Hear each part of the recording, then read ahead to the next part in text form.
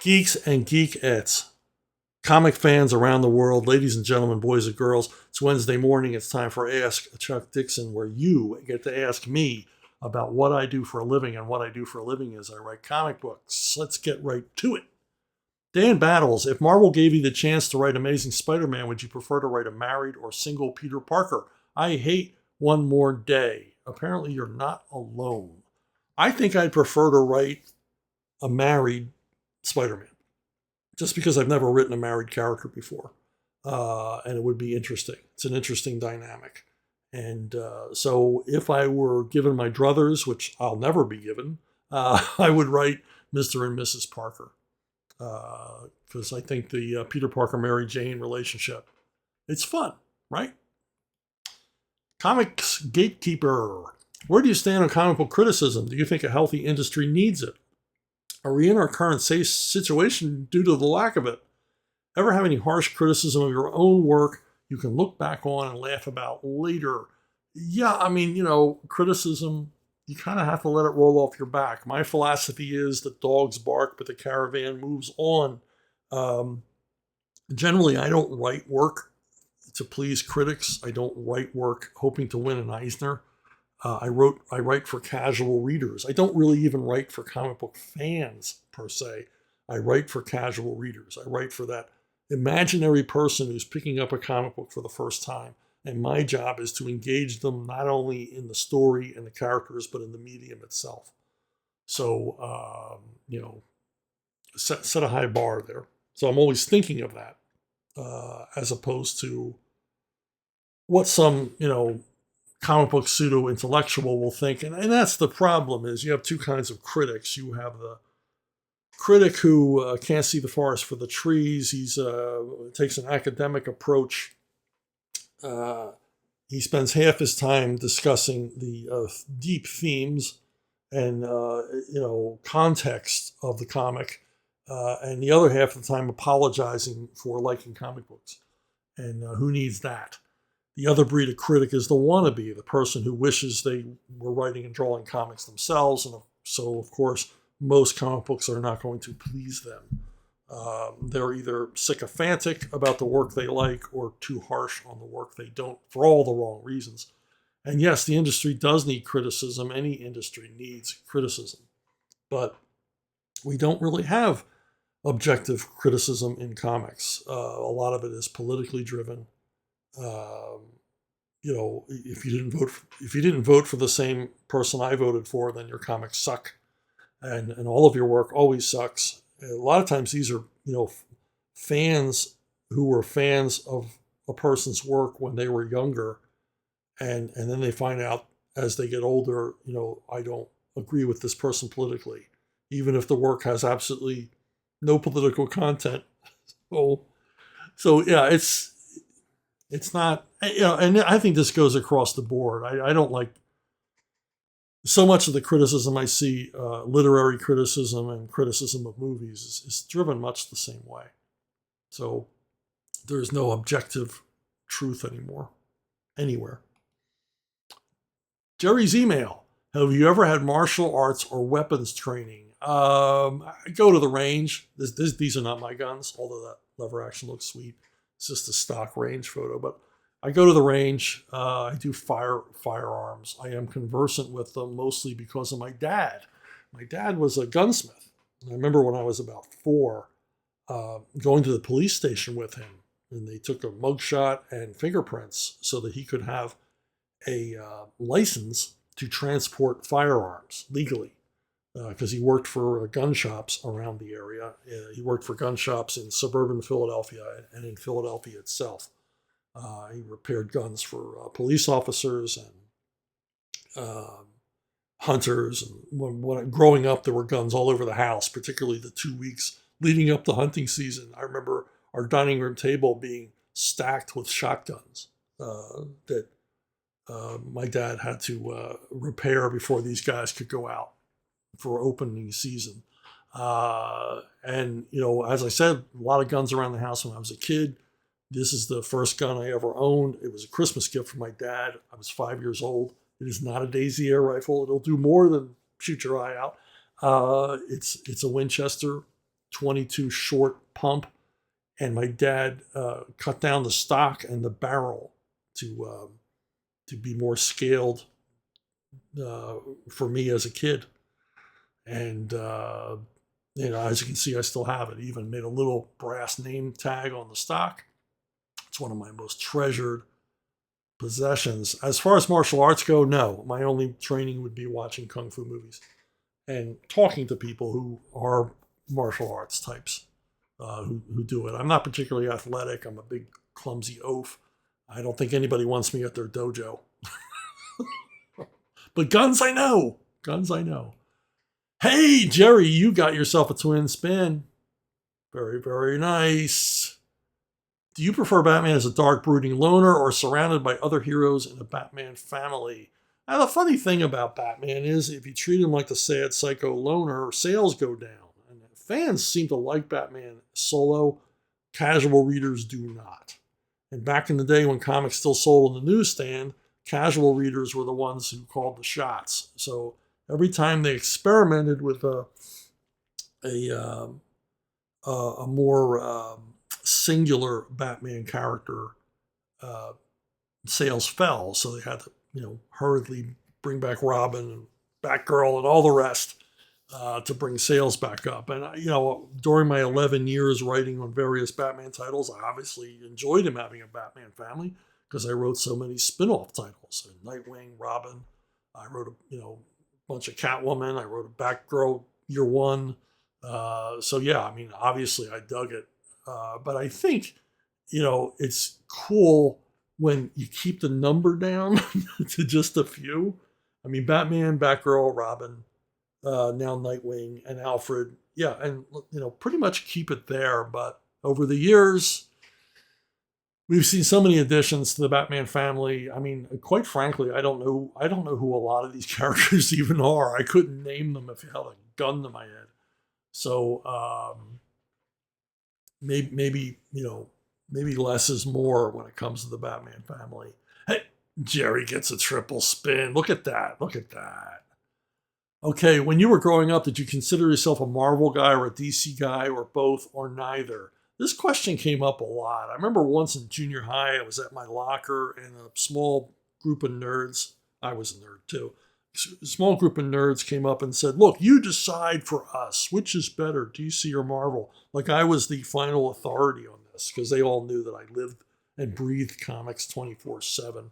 So they were going to go with my decision, which was better, Marvel or DC. And I said, hey, whatever you like. I mean, it's still my opinion today. I mean, why pick a side? You don't have to choose. But growing up, the choice was pretty obvious in the Silver Age. DC, they were putting out quality stuff, fun stuff. But over at Marvel, they were so in your face with Kirby and Ditko and Gene Colan and, Jim Steranko. And they were just doing the stuff that really brought you back again and again and again. The DC was so mired in doing stories that were gimmicky or they were puzzle or riddle stories. And Marvel was more going for the heart, going for the high drama. And DC saw what Marvel was doing and they thought it was lowbrow entertainment. But hey, I was a kid. I wanted lowbrow entertainment. I was lowbrow. I wanted an immediate experience. I wanted no holds barred, crazy action, and Marvel gave it to me, and DC wasn't.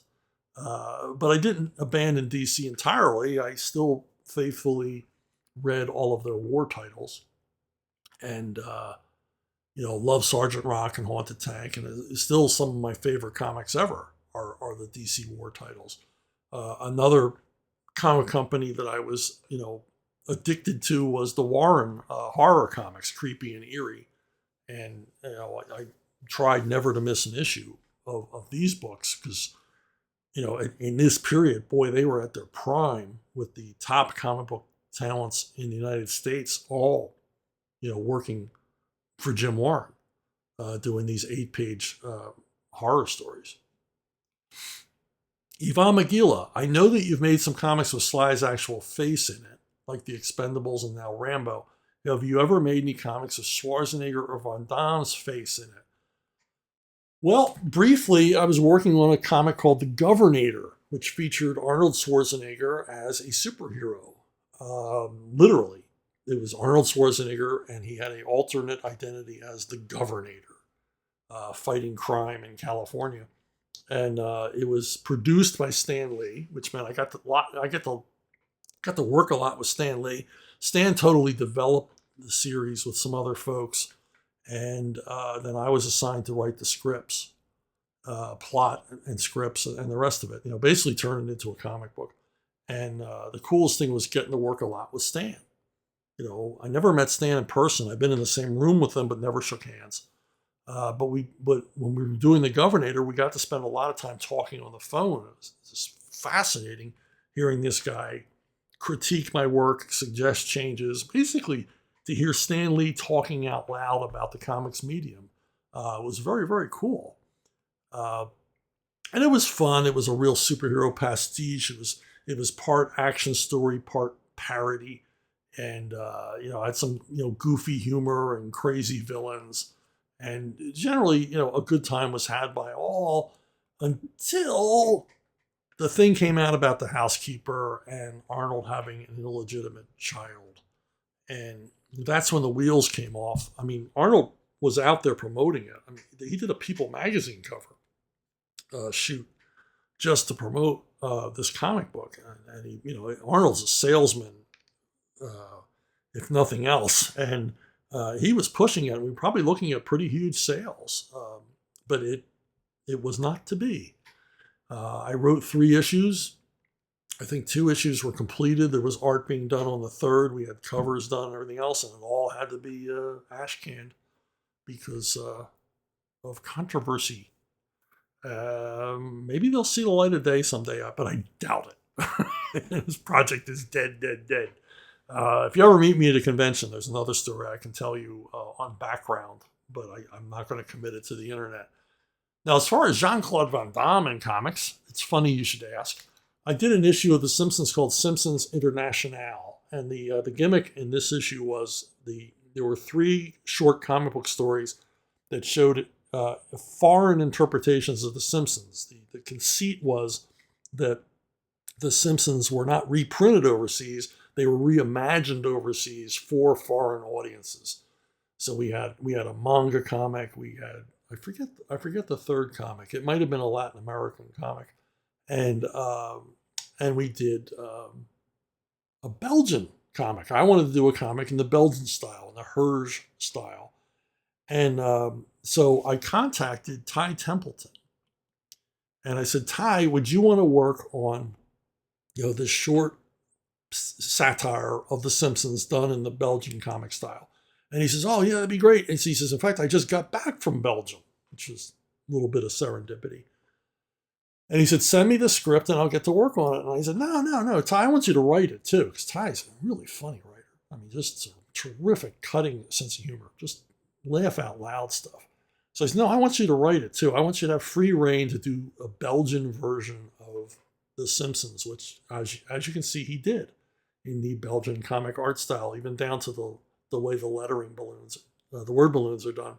And I said to him, do you have any idea what you want to write? And he goes, no, I really don't. But he says, I'm going to include the 3 things that Americans know about Belgium. I'm going to include waffles, the Smurfs, and Jean-Claude Van Damme. And as you can see, he did. So there, I got to work on a comic that had JCVD in it, even though I didn't write it. It was my idea to bring Ty on board. And boy, I'm so glad I did. That issue worked out so well. Josh Reed, what are your thoughts on the movie Payback with Mel Gibson? I know it's an adaptation of one of the Parker novels, and I was wondering if it was faithful to the book or not. Also, if you have never seen it, I would recommend it. Really slick action movie with prime Gibson if you like Mel Gibson. Yeah, I dig me some Mel Gibson. I like Mel Gibson. He commands the screen whenever he's on it. And this was a good adaptation of the first Parker novel.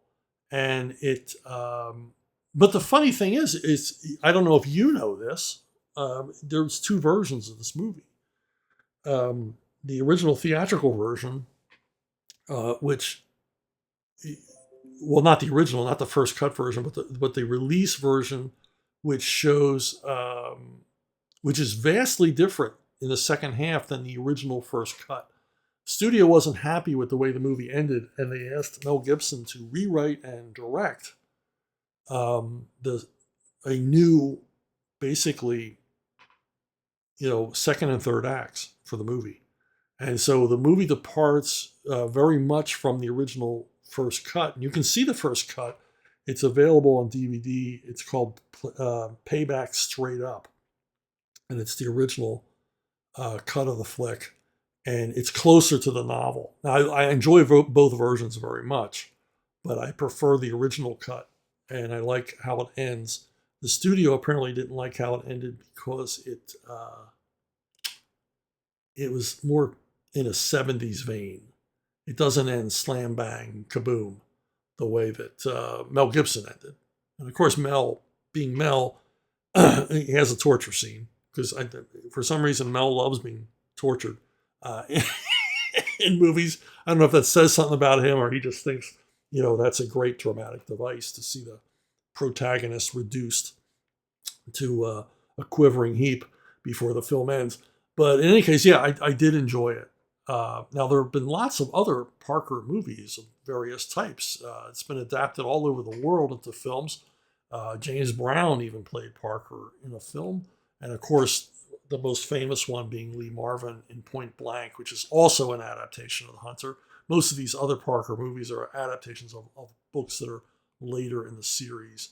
The best of them is The Outfit, which it's Robert Duvall playing Parker. And for my money, it's the closest one to the novels, the feel of the novels, the deconstructed heist plotline that was the signature of all of these books. One of the worst is Slayground. It's just a terrible, I think, straight to cable piece of nonsense that introduces an unnecessary supernatural element to the story. Just goofy and tedious. Parker's even been played by a woman in an adaptation by Jean-Luc Godard. If you're familiar with Jean-Luc Godard, you know that he probably strayed a lot from the source material. When you watch a Godard adaptation, you're like, why did he even bother saying this was an adaptation? It's so completely different from what he says he's adapting. The most recent iteration was Jason Statham in the movie called Parker, and it's not good. It's like a C grade Jason Statham movie. It's a Z grade Parker movie. I like Jason Statham. I really enjoy a lot of his films, but he's really totally miscast. And it's just not a good movie. It's not an accurate portrayal of the Parker character. Now, Gibson was dead on. Nihilistic, single-minded, driven. He's just the perfect guy to be in a movie about a heist gone wrong. And I think Gibson really appreciated the source material, even though he was under pressure to make changes to it when he did his reshoots. Now, for my money, the guy that should have played Parker, if they were to have made a series of movies in the 60s when the novels were first released, would have been Christopher George. He had that sort of rugged, good looks, sort of rough-hewn, used up looking guy, rangy. I think he would have been absolutely perfect. When I read the Parker novels, this is what I picture Parker looking like. A true badass. Hey, what you reading? Well, I picked up this big fat book from Fantagraphics called Will Elder, the Mad Playboy of Art. It's a terrible title. But he worked at Mad and he worked at Playboy. Yeah, we get it.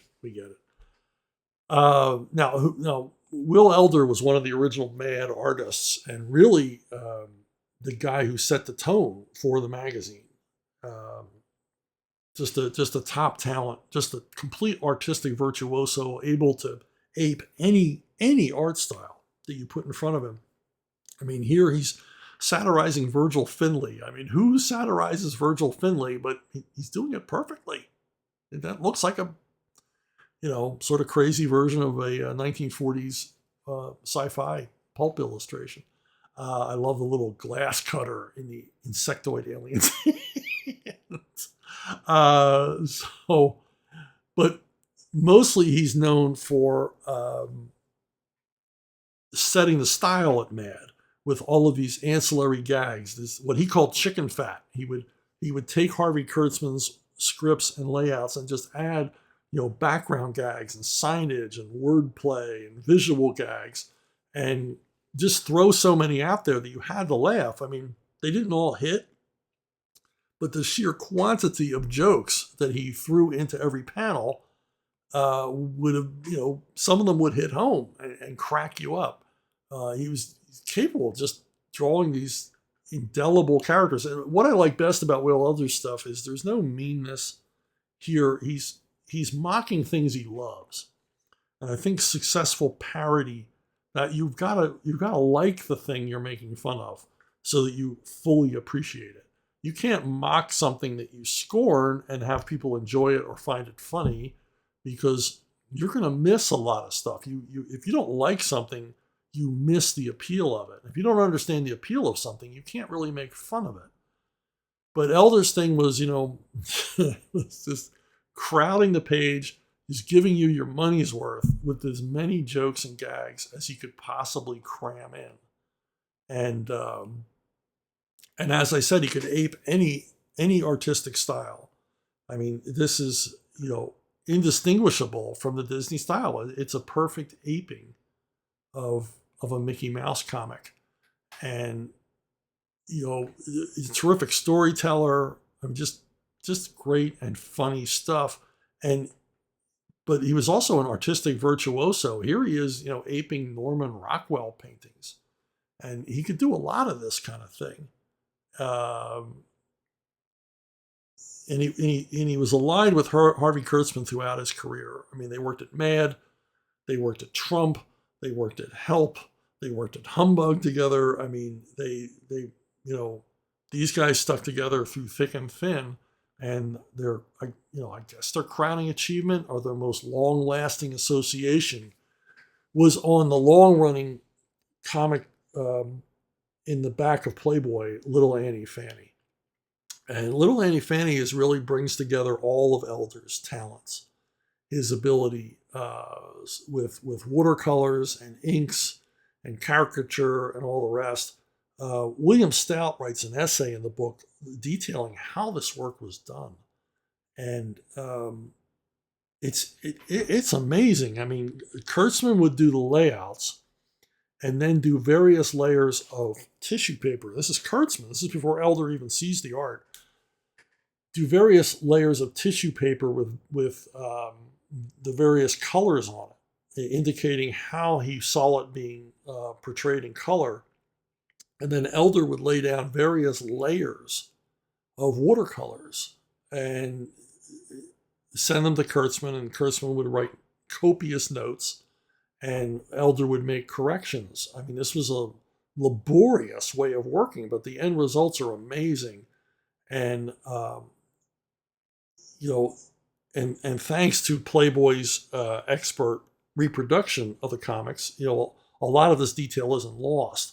Although if you ever get to see a Little Annie Fanny original, it's amazing.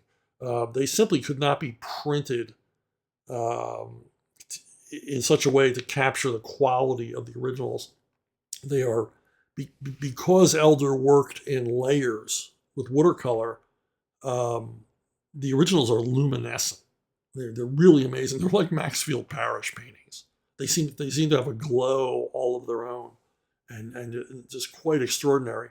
But the amazing thing about Elder's talent, even though you have this meticulous method of producing these stories, it doesn't lose the animation and caricature elements of the comic itself.